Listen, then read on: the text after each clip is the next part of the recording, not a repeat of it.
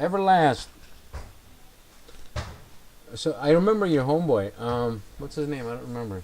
I asked him a couple questions a long time ago. Actually, when I joined YouTube, he never got back to me. Maybe he can answer these questions now.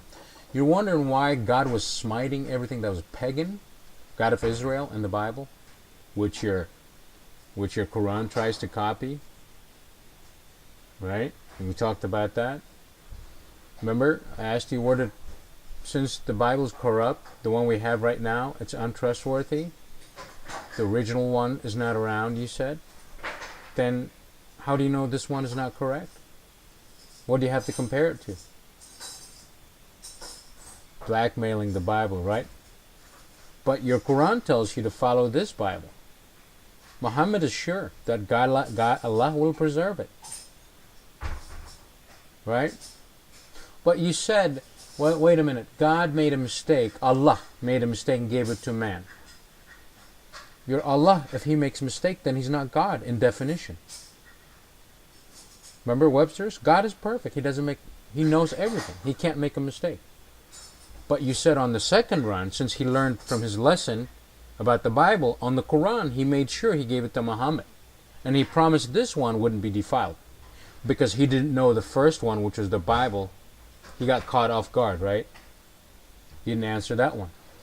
And then you specified and you mentioned Adam and Abraham. I asked you, how do you know that's their name?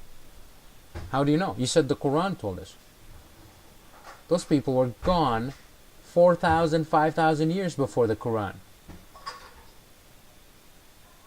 How do you come up with those names? Could it be the Bible? But wait a minute. If it's the Bible and it's defiled and it's not correct, how do you know that's their real name? How do we know that's their real name? You didn't answer that one. Right?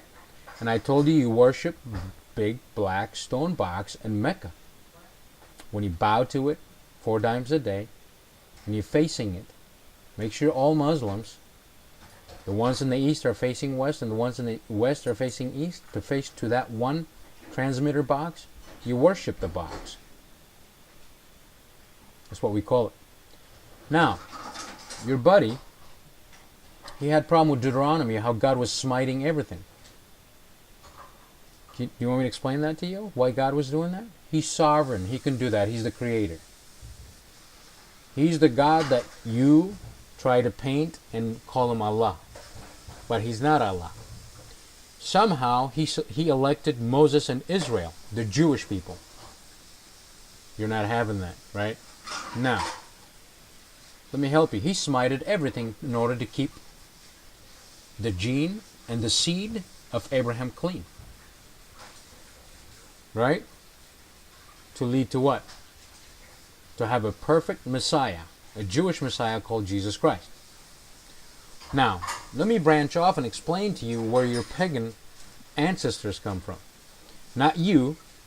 You're a knockoff. Actually, if you go to the Middle East, where I come from, they would laugh at you. They'd think you're just synthetic, inflatable Muslim. But you bought into it, right? It's a cool kind of hip thing to do for you right now. It's a phase you're going through. I told you that. Now, I've got questions for you and your buddy. Maybe you can answer these. And they're theological questions about common people that me and you agree upon. Now, to tell you a little bit about the background of the Mohammedites. They come from Ishmael. Ishmael is what we call fleshly slave child. When God visited Sarah and told her that in due time you will have a son, right? A promised son, according to his sovereignty. Sarah couldn't wait. She didn't think God was not coming back, God of Israel.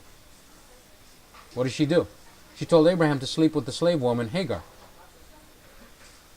He has a child. It's called a compulsive child, reject, stepchild. Right? Abraham listens to Sarah, right? God shows up according to his promise. She conceives, she has Isaac. Check this out. Go in the Bible. What does God tell Abraham? When he tells him, go to your son and give him to me as a sacrifice. What does Abraham do? He can't go to Ishmael. By this time, Ishmael is already kicked out and gone. Exiled into the desert. The stepchild that he is. He grabs Isaac to sacrifice him because that was worthy to God. He didn't go chasing after Ishmael. He knows. That was God's son of the flesh. Right? Now, a question to all of you Muslims. Answer this question to me. We do agree Abraham to try to sacrifice a son. Follow me. Abraham tried to sacrifice a son. I'm not asking you which son. Why would that God put in the mind of Abraham to sacrifice a human being also happens to be the son of Abraham? What was God thinking? But when Christians tell you God tried to sacrifice his own son, you're not having that, right? You're not having that. But you're willing to believe that the same God put in the mind of Abraham to sacrifice a human being for sacrifice. The second part of that question is, why a sacrifice? What was it for? Why did he sacrifice? What was the sacrifice for? Why would God think of a sacrifice? What for? And it happens to be Abraham's son and a human being. Right? Unpack that for me. Second question is, why does God find it necessary to impregnate a virgin? Miriam, why did he impregnate her through Gabriel? Why? Remember at first when he created Adam, it was from clay? But this time, God impregnates a woman, a girl. Why was it necessary? If you can answer these two boys, dude, hats off. Bravo. Okay? Next time you don't have to get your big brother like that. Both of you now, email each other and come up with an answer. Answer these two questions. Okay? Gracias.